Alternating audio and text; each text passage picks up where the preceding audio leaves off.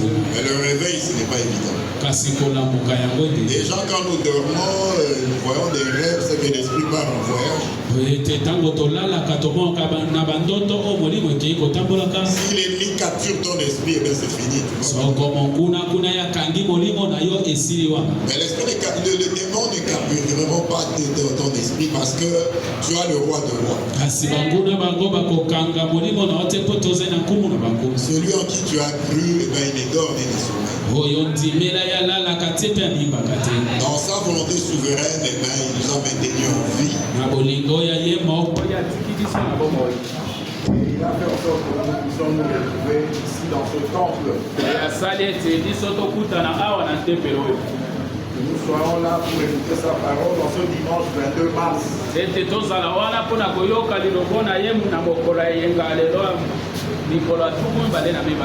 Je remercie le révérendissime pasteur Dr Abraham Galassi.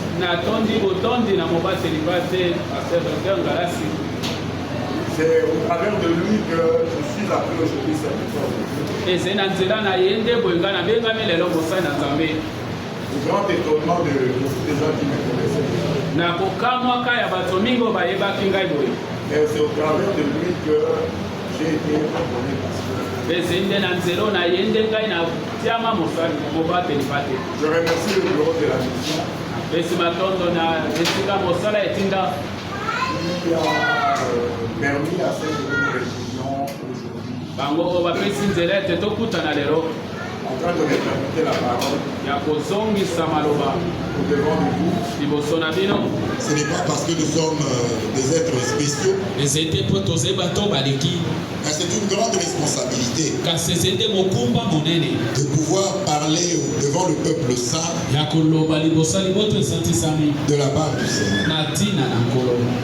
Je bénis la présence du couple pasteur Guy Toumba et maman Bibi.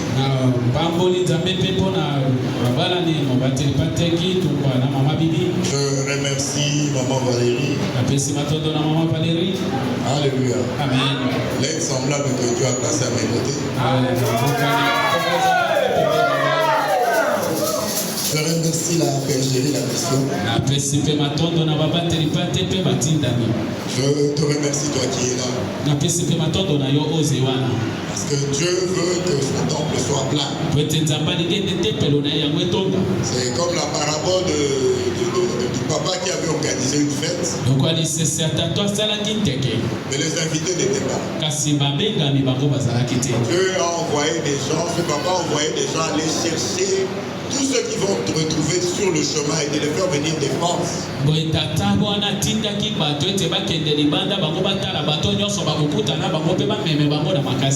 Celui qui avait organisé la fête ce matin, c'est Dieu. Peut-être qu'il y avait des invités spéciaux qui ne sont pas venus, mais Dieu a demandé à ce que les anges du Seigneur aillent te chercher là où tu es.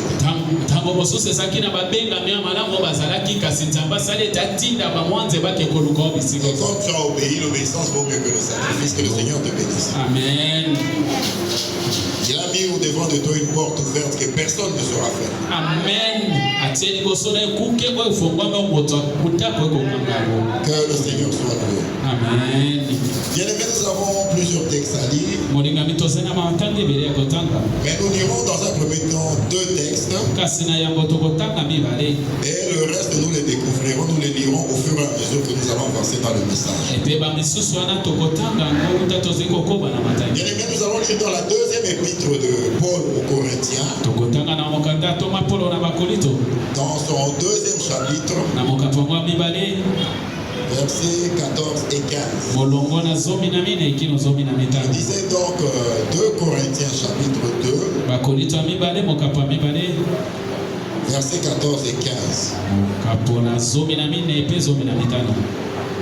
Nous lirons aussi dans le livre du prophète Zacharie, au chapitre 3,